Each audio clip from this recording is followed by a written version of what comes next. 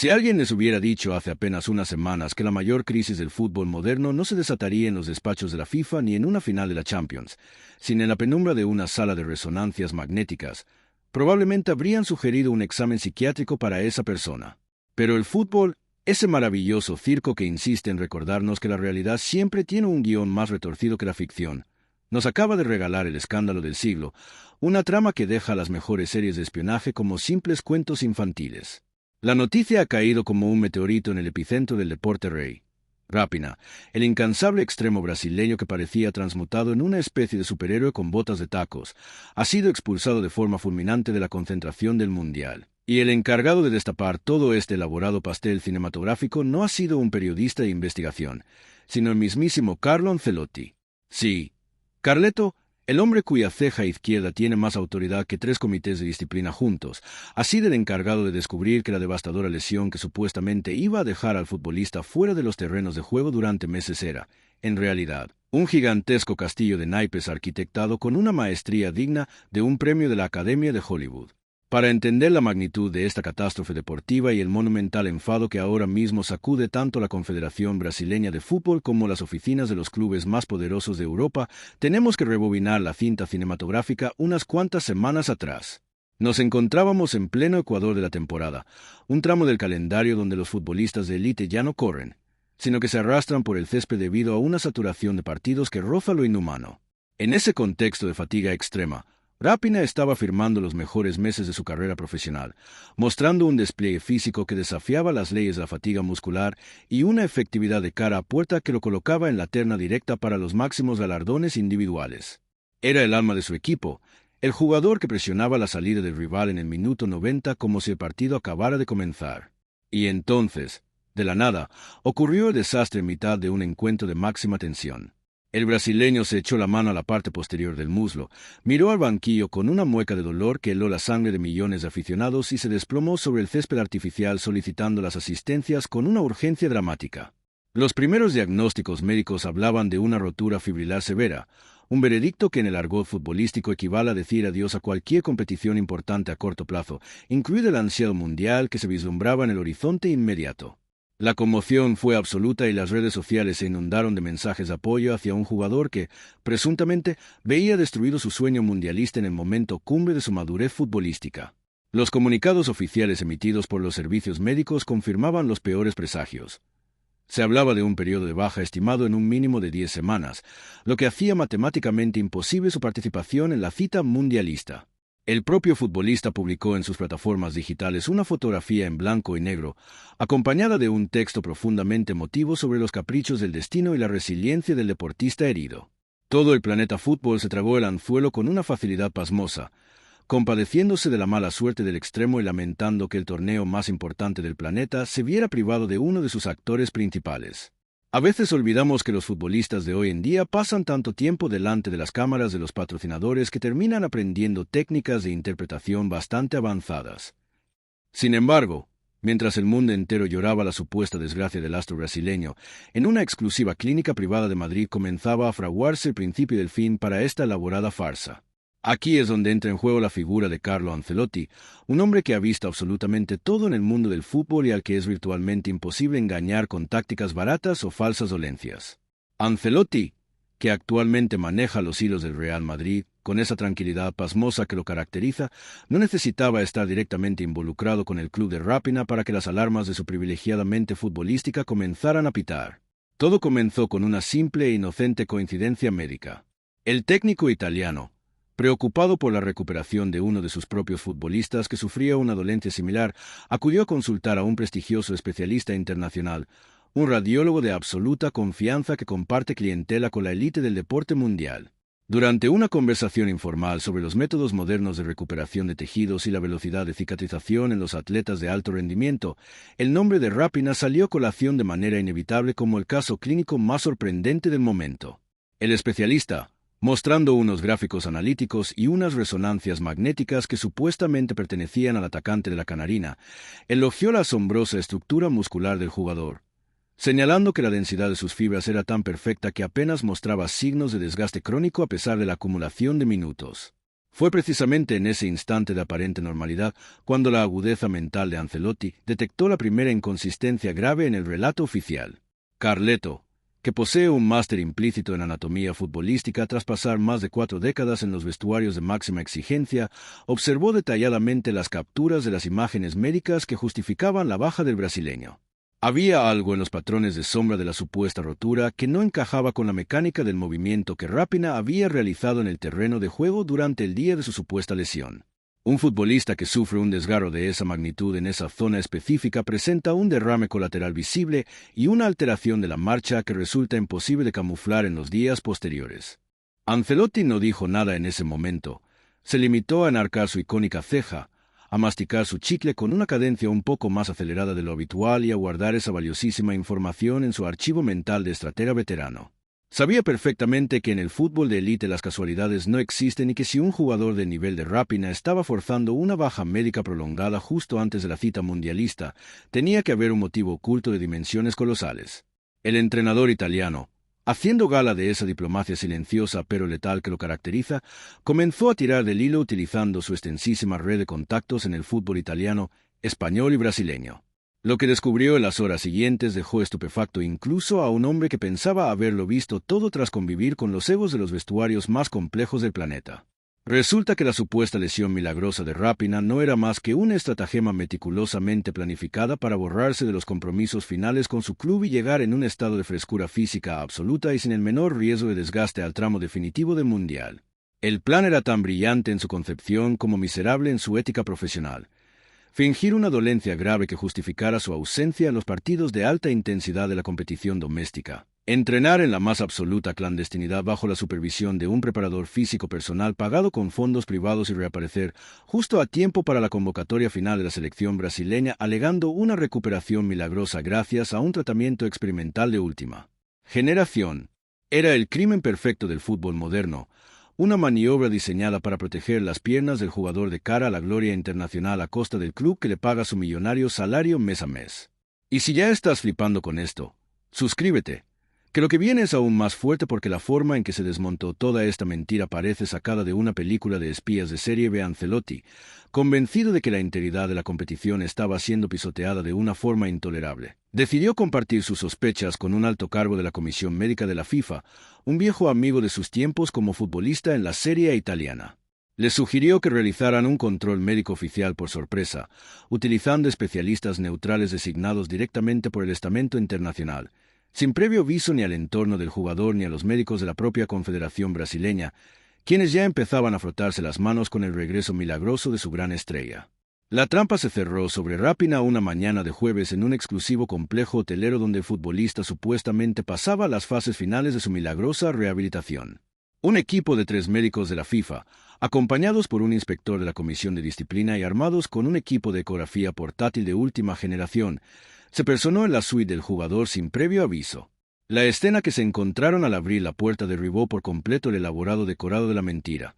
El extremo brasileño no estaba postrado en una camilla recibiendo masajes terapéuticos ni cojeando ostensiblemente con una venda compresiva en su muslo. Se encontraba realizando una sesión de saltos pliométricos de alta intensidad y sprintando en una cinta de correr a una velocidad que firmaría el mismísimo Usain Bolt. Su estado físico era sencillamente impecable. No había rastro de la supuesta rotura fibrilar y los niveles de ácido láctico en su musculatura demostraban que llevaba semanas entrenando a un ritmo competitivo brutal en la sombra. El rostro de Rapinoe, al verse descubierto en mitad de su entrenamiento clandestino, debió ser un poema digno de enmarcar en el Museo de las mayores vergüenzas deportivas de la historia. Las excusas baratas que intentaron improvisar sus representantes en los minutos posteriores no hicieron más que agravar una situación que ya era insostenible desde el punto de vista normativo y ético. Argumentaron que se trataba de una fase experimental de entrenamiento dinámico y que el dolor había desaparecido de forma repentina apenas 48 horas antes,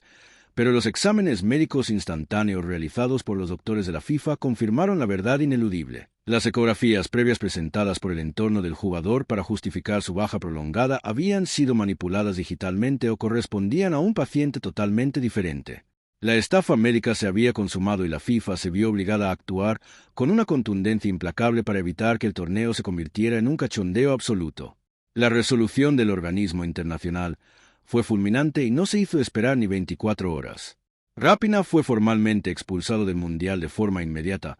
perdiendo su acreditación oficial y siendo obligado a abandonar la concentración de su selección nacional por la puerta de atrás,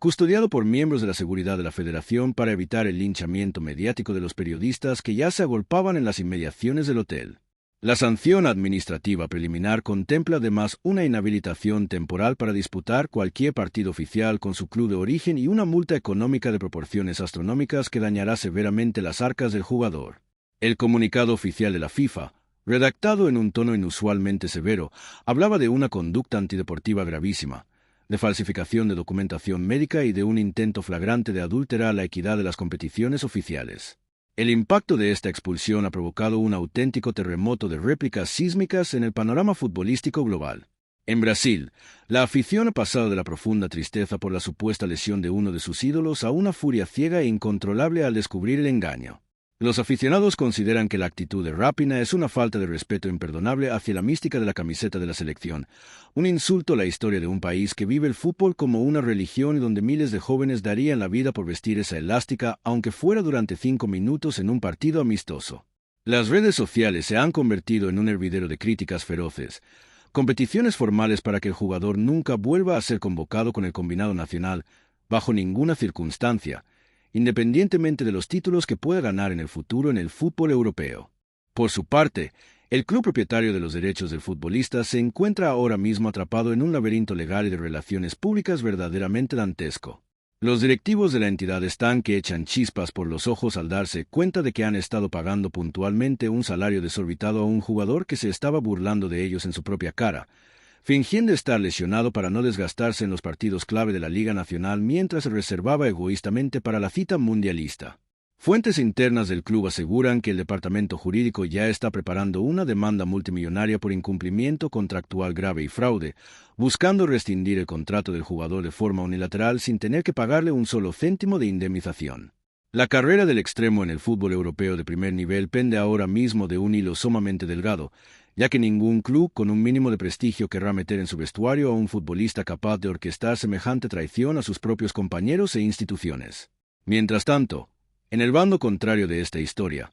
Carlo Ancelotti contempla el desarrollo de los acontecimientos con esa serenidad propia del filósofo romano que sabe perfectamente cómo funciona el circo del Coliseo. El técnico italiano no ha querido hacer leña del árbol caído en sus comparecencias públicas, limitándose a responder con evasivas elegantes y sonrisas irónicas cuando los periodistas deportivos le preguntan directamente por su papel de detective en todo este embrollo. La elegancia de Carleto consiste precisamente en destruir las carreras de los tramposos sin perder jamás los buenos modales ni mancharse el traje de diseño italiano. Su intervención ha sido aplaudida de forma unánime por los puristas del deporte, quienes ven en su figura al último guardián de un fútbol que parece estar perdiendo la cabeza y los valores a pasos agigantados debido al exceso de dinero y el endiosamiento de las jóvenes estrellas. La expulsión de Rapina marca un antes y un después en la forma en que los organismos internacionales controlarán la salud y los partes médicos de los futbolistas de élite a partir de este momento. El precedente es tan sumamente peligroso que la FIFA ya está diseñando un nuevo protocolo de inspecciones médicas aleatorias obligatorias para todos los jugadores que aleguen lesiones de larga duración en las semanas previas a los grandes torneos internacionales. Se acabó la época en la que los médicos de confianza de las estrellas podían emitir certificados de baja con la misma ligereza con la que se firma un autógrafo en la puerta de un hotel de concentración. A partir de ahora, la sombra de la sospecha planeará sobre cualquier futbolista que sufra un percance físico oportuno en los meses de máxima exigencia competitiva. La gran ironía de toda esta historia radica en que el jugador, en su obsesivo afán por llegar en perfectas condiciones físicas al torneo de sus sueños, ha terminado consiguiendo exactamente todo lo contrario: ver el Mundial desde el sofá de su casa, con su reputación profesional completamente triturada por la trituradora de la opinión pública mundial y con su futuro deportivo envuelto en la más absoluta de las incertidumbres. El plan perfecto para reinar en el fútbol mundial se ha transformado, por obra y gracia de su propia codicia y de la agudeza visual de un entrenador italiano de 60 y tantos años, en el mayor suicidio profesional que se recuerda en la historia moderna del deporte rey. Es el castigo divino para un fútbol que a menudo olvida que las victorias se ganan sudando la camiseta en el terreno de juego, no diseñando estrategias de laboratorio médico para engañar a los aficionados y a las instituciones que sostienen este multimillonario negocio. Dale al botón de suscribirte, que esto no lo verás en ningún telediario con este nivel de detalle y rigor. porque los grandes medios de comunicación tradicionales a menudo prefieren pasar de puntillas sobre estos escándalos para no enfadar a los poderosos agentes de futbolistas que controlan el acceso a las entrevistas exclusivas. Pero aquí preferimos la verdad incómoda antes que el silencio cómplice. La caída en desgracia de Rapinoe debe servir como una lección vital profunda para toda la nueva generación de futbolistas que empiezan a creerse que están por encima de las reglas del juego, de los clubes que los financian y de los aficionados que compran sus camisetas con el esfuerzo de sus salarios mensuales. El talento sin integridad no es más que un fuego de artificio efímero que se apaga a la primera ráfaga de viento de la realidad. Los próximos meses van a ser un auténtico calvario para el entorno del brasileño, que ya está intentando desesperadamente cambiar la narrativa pública mediante comunicados de prensa redactados por costosas agencias de gestión de crisis. Intentarán convencernos de que todo fue un gigantesco malentendido burocrático, de que los médicos de la FIFA malinterpretaron los datos de la máquina de ecografías o de que existía una persecución sistemática contra el jugador por motivos geopolíticos futbolísticos. Pero los datos objetivos y las imágenes recopiladas de forma clandestina por la Comisión de Disciplina son tan sumamente demoledores que ninguna campaña de marketing digital podrá limpiar la mancha de haber fingido una lesión para abandonar a sus compañeros en el momento más crítico de la temporada de clubes. En los vestuarios de toda Europa el ambiente es de un silencio tenso y sepulcral tras conocerse los detalles de la expulsión. Muchos jugadores que solían utilizar tácticas similares, aunque a una escala muchísimo menor y menos sofisticada,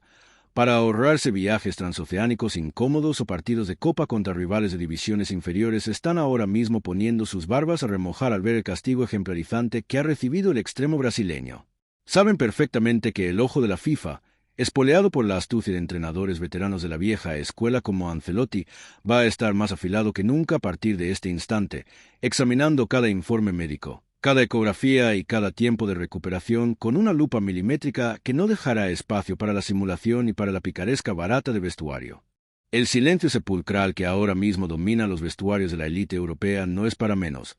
puesto que las plantillas comentan a puerta cerrada, siempre con el volumen muy bajo y asegurándose de que ningún miembro del cuerpo técnico ande cerca, son los detalles más escabrosos de ese informe de la Comisión de Disciplina que la FIFA intenta custodiar bajo 7 llaves. No estamos hablando únicamente de un futbolista corriendo en una cinta. Los analistas internacionales que acompañaban a los médicos neutrales descubrieron un entramado logístico digital que incluía el uso de servidores privados virtuales para enviar historiales médicos encriptados desde IPS que supuestamente correspondían a la clínica de rehabilitación oficial, cuando en realidad las transmisiones de datos se realizaban desde la vivienda vacacional del extremo brasileño. Los 3 médicos designados por el estamento internacional, al revisar los metadatos de las pruebas que el entorno del jugador había aportado semanas atrás para justificar su incapacidad física, se percataron de que los archivos digitales habían sido modificados con un software de edición profesional, alterando los niveles de contraste en las imágenes de las fibras musculares para simular un hematoma interno que jamás existió en el muslo del futbolista. Esta sofisticada falsificación informática fue el hilo definitivo de que tiró el inspector de la FIFA para desarmar la defensa del jugador en esa tensa mañana de jueves dentro de la suite hotelera. Mientras Rapinoe, con la respiración aún acelerada por la sesión de saltos pliométricos, intentaba balbucear que todo formaba parte de un protocolo de recuperación activa de última generación importado de Estados Unidos, los doctores neutrales procedieron a palpar la zona supuestamente afectada, encontrando un tono muscular perfecto, una elasticidad idéntica a la de la pierna sana y una ausencia total de los puntos de dolor agudo que caracterizan a cualquier rotura fibrilar de esa envergadura. El engaño era tan burdo en lo físico como complejo en lo tecnológico. La frialdad con la que se planificó la farsa incluía un calendario paralelo donde el preparador físico privado del jugador, un especialista externo que no forma parte del organigrama de su club, dosificaba las cargas de trabajo semanales con un objetivo milimétrico: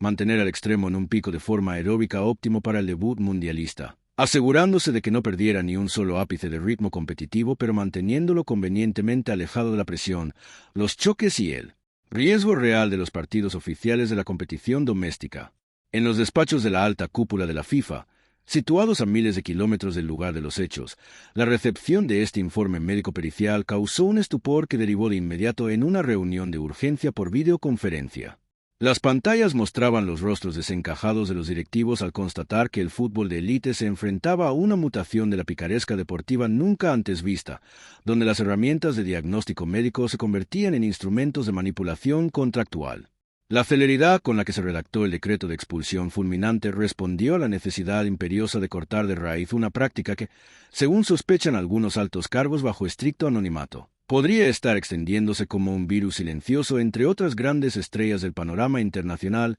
que comparten los mismos asesores de imagen y agencias de representación. La sanción administrativa preliminar no se limitó a la retirada de la acreditación mundialista, sino que incluyó el bloqueo inmediato de la ficha federativa del jugador para cualquier competición internacional en curso, dejando su estatus profesional en un limbo legal absoluto mientras el Comité de Disciplina termina de analizar el alcance de la manipulación documental. Por su parte, el departamento jurídico del club propietario de sus derechos no ha esperado a que se seque la tinta del comunicado oficial de la FIFA para activar un protocolo de contingencia que busca sentar un precedente histórico en las relaciones contractuales del fútbol moderno. Los abogados de la entidad ya han solicitado formalmente a la mutua aseguradora y a los servicios médicos internos un peritaje cruzado de todas las comunicaciones emitidas por el entorno de Rapina desde el día en que se declaró la supuesta lesión. El objetivo de la directiva es demostrar ante los tribunales laborales ordinarios que existió un dolo manifiesto y una estafa contractual continuada, lo que les permitiría no solo suspender de empleo y sueldo al futbolista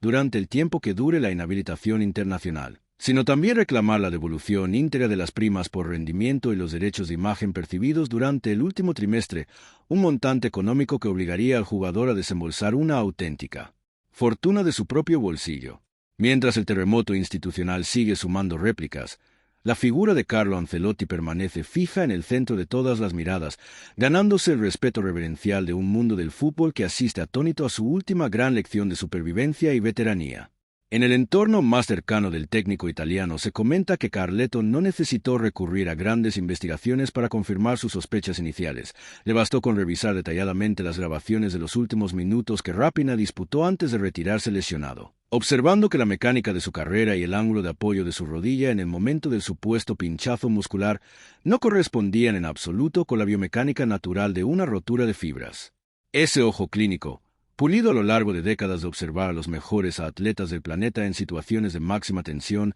fue el verdadero desencadenante de un escándalo que ha dejado al descubierto las miserias de un sistema donde el egoísmo individual de las estrellas a menudo amenaza con devorar la esencia misma de las instituciones deportivas.